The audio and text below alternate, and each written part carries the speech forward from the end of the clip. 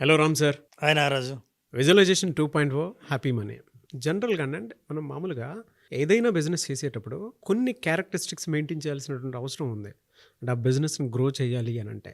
సైకలాజికల్‌గా ఫస్ట్ మనం డెవలప్ చేసుకుంటే ఆటోమేటిక్‌గా ఆ బిజినెస్ సైకాలజీ పెరుగుతా ఉంటది మనకి. అది ఎలా? ఒక్కొక్క మనిషి సక్సెస్ అవ్వాలి అనంటే ఆంట్రప్రెన్యూర్ అయినా సరే, లేదంటే చిన్న బిజినెసా, పెద్ద బిజినెసా ఏదైనా ఒక ఐడియా ఎగ్జిక్యూట్ అవ్వి పెద్దగా వెళ్ళాలి అనంటే ఎలాంటి క్వాలిటీని అడాప్ట్ చేసుకోవాలి? ముందుగా విజువలైజేషన్ 2.0 ఏదో విజువలైజేషన్ కానీ దేని మీద ఫోకస్ చేస్తుందంటే మీకేం కావాలో మీకు తెలుసా? నీకేం కావాలో బిజినెస్ పెట్టాలి. ఏం బిజినెస్ పెట్టాలి?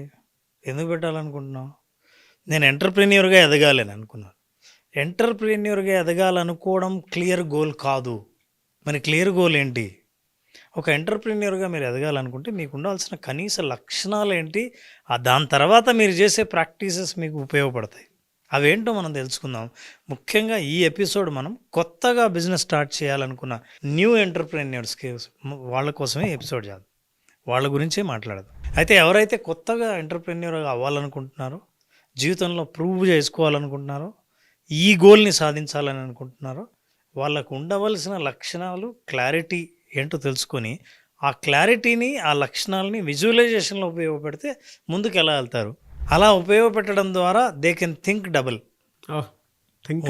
థింక్ డబుల్ అంటే ఉన్నది కాకుండా ఉన్నదానికంటే ఎక్కువగా ఆశించి సాధించే అర్హత వాళ్ళు పొందుతారు.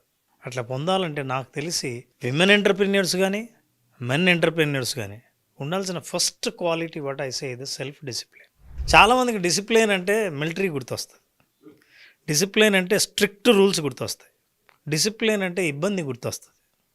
కానీ సెల్ఫ్ డిసిప్లిన్ ఏంటంటే నువ్వు సాధించాలనుకున్న గోల్కి కావలసిన లక్షణాలు, ప్రవర్తన, ఆలోచనలు ఇవి ఎలా ఉండాలి అని.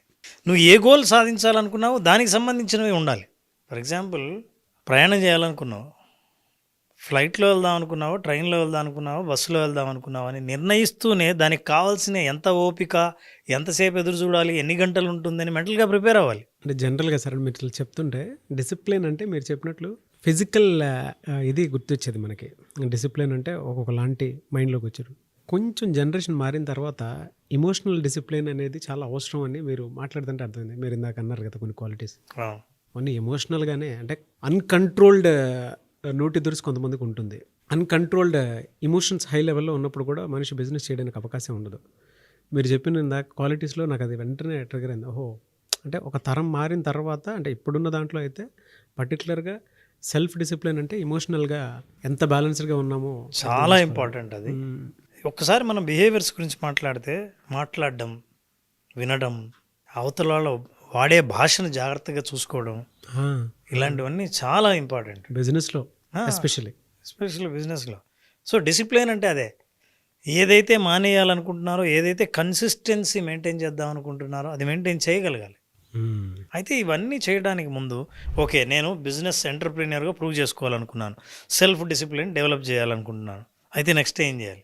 ఏం చేయాలంటే ముఖ్యంగా ఒక ప్రశ్న మీరు వేసుకోవాలి. ఈ ప్రశ్నే చాలా సమాధానాలని మీకు ఇస్తుంది. ఏంటి ఆ ప్రశ్న అంటే ఇది, మీరేం సాధించాలనుకున్నారు? సాధించాలని అనుకున్న దాన్ని ఒక జనరల్ స్టేట్మెంట్ ఉంటుంది. జనరల్గా నేను ఎలాగైనా ప్రూవ్ చేసుకోవాలి, నేను కూడా ఒక లక్ష్యం పెట్టుకున్నాను, అందరిలాగే బాగా చదువుకున్నాను కానీ నేనేం చేయలేకపోయినా ఏదో ఒకటి చేయాలి, ఇట్లాంటివి ఉంటాయి చూసారా. అలాంటి వాళ్ళు ఏం సాధించాలనుకుంటున్నారో ముందు అనుకుంటే పలానా సాధించాలని అనుకుంటున్నాను, క్లారిటీ. ఈ క్లారిటీని ఇంకో ప్రశ్నతో మీరు సాధించాలి. ఏంటి? మీరు స్పష్టంగా ఉన్నారా? ఏంటి స్పష్టంగా? ఏమండి, నాకు ఆయుర్వేదిక్ ప్రోడక్ట్స్ ఏవైనా సరే సెల్ చేద్దామని ఉంది అని. ఏంటి ఆయుర్వేదిక్? ఏ ఏరియాలో వర్క్ చేస్తాం అనుకుంటున్నారు? విమెన్ ప్రాబ్లమ్సా, అయితే కార్డియాలజీ ఏరియాలోనా, ఓవరాల్ వెల్బీయింగా, బ్యూటీ ప్రోడక్ట్సా, ఓన్లీ హెయిర్కా? ఈ స్పష్టత ఉందా మీకు? ఆ క్లారిటీ మీకు రాకపోతే నేనేదో బిజినెస్ చేయాలంటే బిజినెస్ అనేది సముద్రం. మీరు ఆ క్లారిటీ తెచ్చుకుంటే వెంటనే మీరు ఆలోచించవలసింది ఏంటంటే, నేను సలహా ఇచ్చేది ఈ క్లారిటీగా ఆలోచించే ముందు ఏ లక్షణాలు ఉండకూడదో చెప్తాను. బిజినెస్ గురించి ఆలోచించే ముందు ఇప్పుడు నాకు క్లారిటీ ఉందని నేను ఆలోచిస్తున్నాను అని. అయితే 3 మాత్రం అవాయిడ్ చేయగలిగితే మీకు అద్భుతమైన ఆలోచనలు వస్తాయి. నెంబర్ 1, మీరు బిజినెస్ పెట్టాలని అనుకుంటే ఎప్పుడే కానీ కంపారిజన్తో బిజినెస్ పెట్టకండి.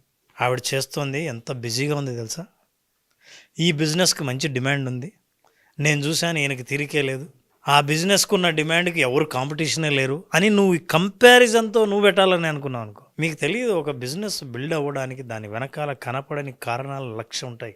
నువ్వు కంటితో కనిపించి చూడగానే దాన్ని మనం పెట్టాలని అనుకోవడం చాలా పొరపాటు. మిమ్మల్ని ఇంకొకరితో పోల్చుకొని వ్యాపారం పెట్టాలనుకునే ఆలోచన మానేయండి. That is number 1. Number 2, don't try to prove someone. మీ ఇంట్లో ఎలాగైనా సరే మీ విలువ ఏంటో తెలియాలి, నేనేంటో తెలియాలి. మిమ్మల్ని మీ ప్రూవ్ చేసుకోవడానికి చేసే ప్రయత్నంలో మీ ఈగో చాలా హై లెవెల్లో ఉంటుంది, మీ ఎమోషనల్ ఇంటెలిజెన్స్ చాలా పూర్గా ఉంటుంది, మీరు తీసుకునే నిర్ణయాలన్నీ బలహీనంగా ఉంటాయి.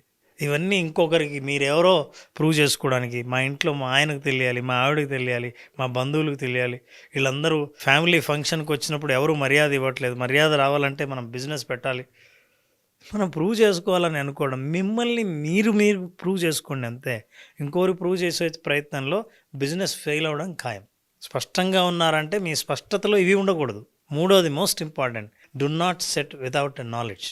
నాలెడ్జ్ లేకుండా దాన్నే ఉంది, బిజినెస్ పెట్టడమే కదా, ఒక చిన్న గది తీసుకోవడం లేదా ఒక 4గురిని ఎంప్లాయ్ చేసుకోవడం, అక్కడి నుంచి బిజినెస్ స్టార్ట్ చేయడం. నో, ఎట్లా ఉండాలంటే మీ కాంపిటీటర్కి ఎంత తెలుసో అంత తెలిసి ఇంకొక అడుగు ఎక్కువ తెలుసుకుంటే మీరు బిజినెస్ పెట్టడానికి అర్హులు. కొంతమంది స్ట్రక్చరే ఉండదు అసలు. ఎవరో 4గురితో పాటు నారాయణలాగా ఎవరో ఫ్రాంచైజ్ తీసుకుంటున్నారంటే వీళ్ళు కూడా ఇలా డబ్బులు కట్టేసుకొని వచ్చేస్తారు.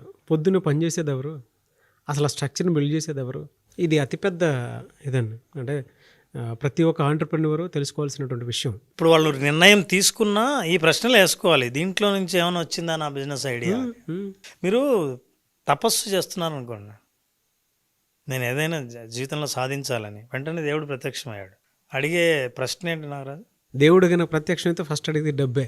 చాలా మంది వీళ్ళు అడిగేది హెల్త్ కూడా కాదు. మళ్ళీ ఇప్పుడు అలాంటి తపస్సు చేసేవాళ్ళు ఎక్కువ అయ్యారు అనుకోండి, దేవుడికి కూడా అర్థమైపోయింది ఈసారి అడగడేమో ఈ ప్రశ్న, నాకు తెలుసు నీకేం కావాలో అంటే. అయినా సరే దేవుడి ప్రశ్న అడుగుతాడు. అవును, ఏం కావాలైనా నీకు, నాకు తెలిసినా నీకేం కావాలో నీకు తెలుసా అని. దేవుడికి తెలీదా నీ మనసులో ఉన్నది? ఒకవేళ తెలిసి ఉంటే కనీసం నీకైనా తెలుసా నరుడా, ఆ క్లారిటీ నీకు ఉందా బిజినెస్లో? అప్పుడు ఆలోచిస్తావా, నేను ఏం చేద్దాం అనుకుంటున్నాను, ఎలాగైనా సరే ఇట్లాంటి క్వశ్చన్లు ఉండవు నీకు. అంత తపస్సు దాకా వెళ్ళావంటే స్పష్టంగా ఉంటుంది నీ క్లారిటీ. పురాణాల్లో ఎవరిని చూసినా సరే తపస్సు చేసేవాళ్ళు వాళ్ళ కోరికను చాలా స్పష్టంగా అడిగేవాళ్ళు ఉన్నారు. ఈ స్పష్టత మీకు బిజినెస్ పెట్టే ముందే లేకపోతే మీరు నష్టపోయే ప్రమాదం ఉందని ముందే నేను హెచ్చరిస్తున్నా. సో నాన్న, ఎవరినైనా సరే నీకు ఏం అవ్వాలనుకుంటున్నావు, ఏం బిజినెస్ పెడదాం అనుకున్నావు అన్నారు అనుకున్నా, నాకు చాలా ఐడియాలు ఉన్నాయి, అసలు నాకున్న నాలెడ్జ్, నేను చదువుకున్న దాన్ని బేస్ చేసుకుని బిజినెస్ పెడదాం అనుకున్నా. ఈ మధ్య రియల్ ఎస్టేట్ మంచి డిమాండ్లో ఉంది, రియల్ ఎస్టేట్ పెడదాం అనుకున్నా. మా అంకుల్కు బిజినెస్ ఉంది, ఆయన పిల్లలు లేరు, ఆయన ఎవరినైనా చూసుకోమన్నాడు, నేను అది కూడా చూసుకుందాం అనుకుంటున్నా. ఇవన్నీ కాకుండా అనవసరంగా స్టాక్ మార్కెట్ చేద్దామా అని ఆలోచిస్తున్నాను. ఇవన్నీ కలలు. మీ ఆలోచనలన్నీ మీరు ఏం చేయాలనుకున్నారో అన్ని కలలు. ఏది చేద్దాం అనుకుంటున్నారో నిర్ణయం తీసుకొని ఎప్పటికి ముగిద్దామని అనుకుంటున్నారో మీకు కనుక క్లారిటీ ఉంటే దాన్ని లక్ష్యం అంటారు. కళకి లక్ష్యానికి ఉన్న తేడా అది. ఈ లక్ష్యం కూడా లక్ష్యంతో ఆగిపోకూడదు. ఈ లక్ష్యాన్ని చేరుకోవడానికి ఒక్కొక్క స్టెప్పు వేసుకుంటూ పోవడానికి ఒక్కో స్టెప్పుని మీరు రాస్తే దాన్ని ప్లాన్ అంటారు. మీరు ప్లాన్ లేని కళ ఉపయోగం లేదు, ప్లాన్ లేని లక్ష్యం ఉపయోగం లేదు. ఈ ప్లాన్కి గనక యాక్షన్ తీసుకుంటే రేపటి నుంచి ఏం చేయాలి, ఎవరికి ఫోన్ చేయాలి, ఏం రిజిస్టర్ చేసుకోవాలి, నేను ఏం అర్థం చేసుకోవాలి అనే వెంటనే యాక్షన్ తీసుకుంటే అది కరెక్ట్ రియాలిటీగా మారుతుంది. కళలను సాకారం చేసుకోవాలంటే ఉన్న మధ్యలో ఉన్న స్టెప్స్ ఉన్నాయే, ఆ స్టెప్స్ని మీరు చేయకపోతే కళగానే మిగిలిపోతుంది. ఎవరినో ఫంక్షన్లోనో పార్టీలోనో కలిసిన ప్రతిసారి నేను ఎంటర్‌ప్రెన్యూర్ అవుదాం అనుకున్నా, ఈ బిజినెస్ పెడదాం అనుకున్నా, నేను అనుకుంటుండగానే వేరే వాళ్ళు అదే పెట్టారు, అదేంటో నేను ఎప్పుడు అనుకున్నా ఎవరో ఒకరు ఆల్రెడీ స్టార్ట్ చేస్తారు, నా ఐడియాలు కాపీ కొడుతున్నారు, ఇవన్నీ చెప్పుకొని మీరు తృప్తి పడుతూ ఉండాలి. పూట గడిపేస్తున్నారు, గడిపేయడం ఇలా గడిచిపోతుందిలే అన్న. కానీ నేను ఎందుకు ఇవన్నీ రాయమని చెప్తున్నాను అని అంటే, there is a study. What the study says this: you are 42% more likely to achieve your goals simply by writing it down. నీ గోల్ని అంటే యాక్షన్ స్టెప్స్తో సహా నీ లక్ష్యాన్ని రాస్తే ఆ లక్ష్యం చేరుకునే అవకాశాలు 42% ఎక్కువగా ఉన్నాయని తేలింది. అంటే మీరు రాస్తున్నారంటే మీ మైండ్లో ఫుల్ క్లారిటీ ఉందని, డేట్ ఇమోషన్స్ కూడా ఉందని, అందులో ఉన్నాయి. Emotions, planning, action Time, steps ఇవన్నీ date. ఉన్నాయి. ఉంటే 42% మీరు విన్ అయ్యే అవకాశం ఉంది. ఇవాళ ఈ ఎపిసోడ్ చూసిన వాళ్ళు ఎవరైనా సరే చెప్పినవి చెప్పినట్టు ఫాలో అయితే 42% సక్సెస్ ఆల్రెడీ చేతిలో పెట్టుకుని స్టార్ట్ చేస్తున్నట్లు లెక్క. ఎస్. ఒకవేళ అదే కంటిన్యూ చేస్తే we are there to help you through visualization. బా.